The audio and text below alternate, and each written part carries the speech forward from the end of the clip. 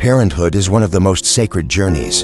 And yet, at times, it can feel like the loneliest, especially when your child's gaze turns cold, when your words are ignored, and the once close connection begins to feel distant, as if separated by an entire world. In those moments, you may have quietly asked yourself, "What did I do wrong? Why is my child so disrespectful? How can I get them to truly listen without us hurting each other in the process?" The truth is, the love we give as parents can sometimes morph into expectations, into control, and eventually into impatient reactions. But you don't need to raise your voice to be heard. You don't need to punish to bring about change. What you need is to return to yourself, calm, understanding, and clear. True parenting doesn't come from lecturing.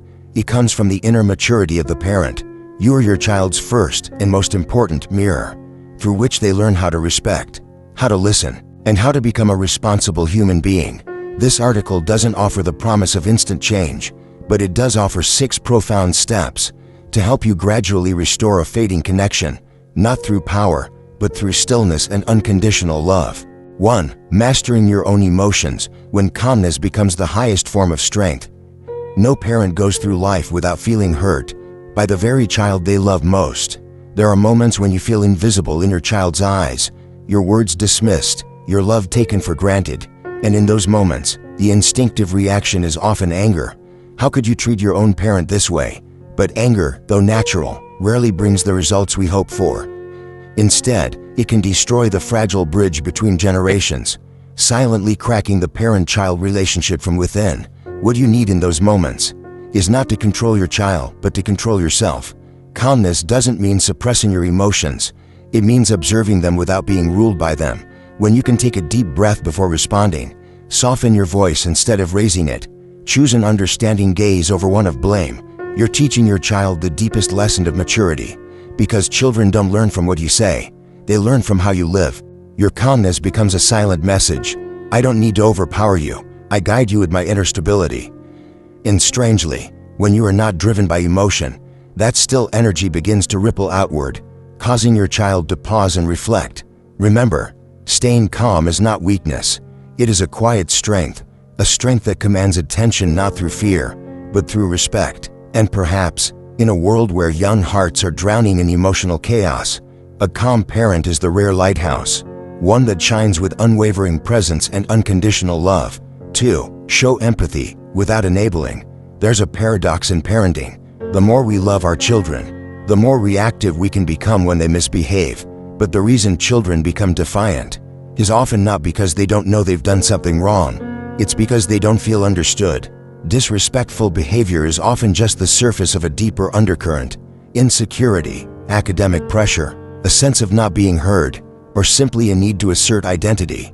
When parents focus only on the behavior, without seeing the motivation behind it, they may correct the surface, but never reach the root. Empathy doesn't mean excusing or spoiling. It's a state of conscious presence, where you see your child not just with your eyes, but with your heart. Ask, what are you really feeling? Instead of commanding. You're not allowed to do that. When you put yourself in your child's shoes, you'll realize they, too, get lost, get hurt, and need someone patient enough to listen without judgment. And the first person who can do that is you.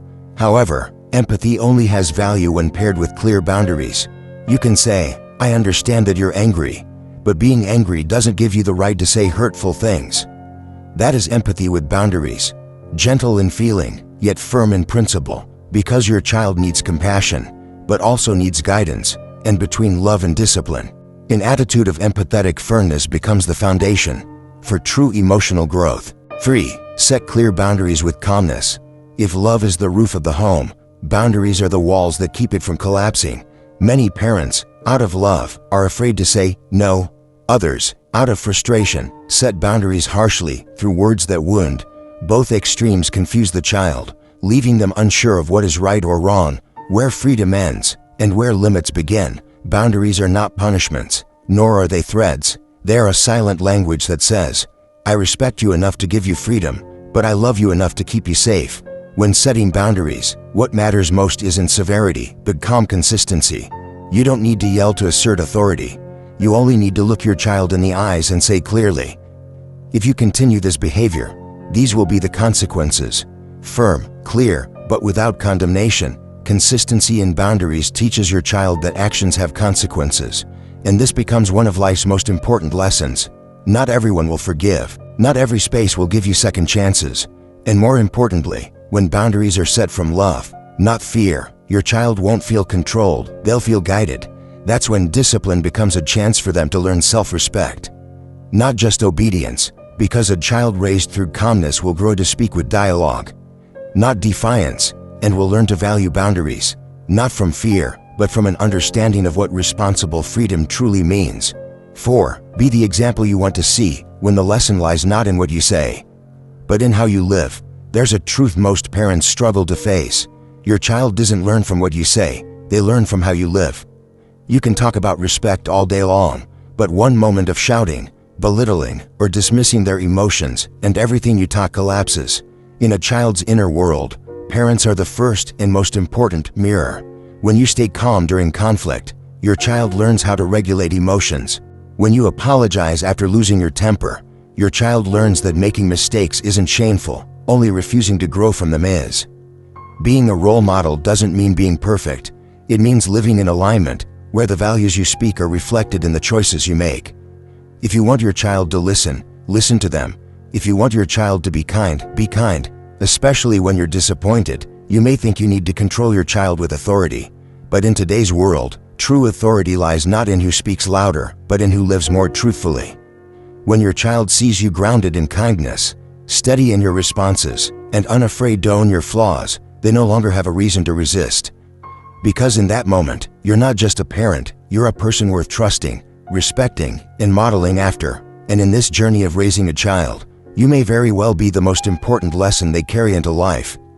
5. Create moments of connection beyond conflict, because love cannot be built on warnings alone. In some families, conversations only happen when there's a problem, and over time, the parent-child relationship becomes a loop of commands, resistance, punishment, silence. Affection fades into distance, coldness, and defense. Respect does not grow in the soil of conflict. It grows in connection, in everyday moments when parent and child laugh, play, and talk with no agenda to teach or correct. Don't wait for conflict to start repairing the bond. Build a strong foundation through quality time, even if it's just cooking together, taking a walk, or watching your child's favorite movie.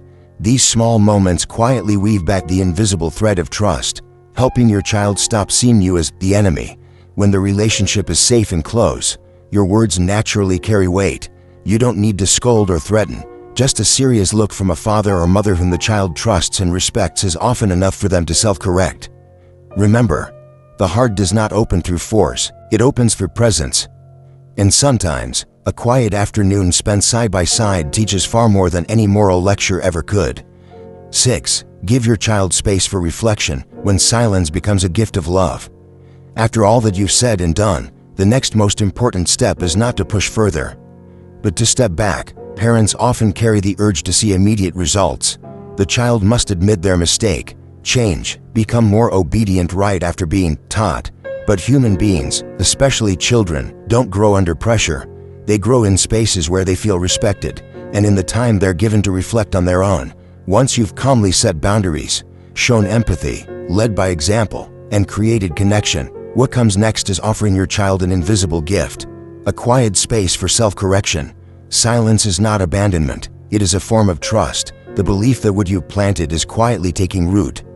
All meaningful lessons take time to absorb, and change that arises from within will always be stronger and more lasting than any change forced from the outside.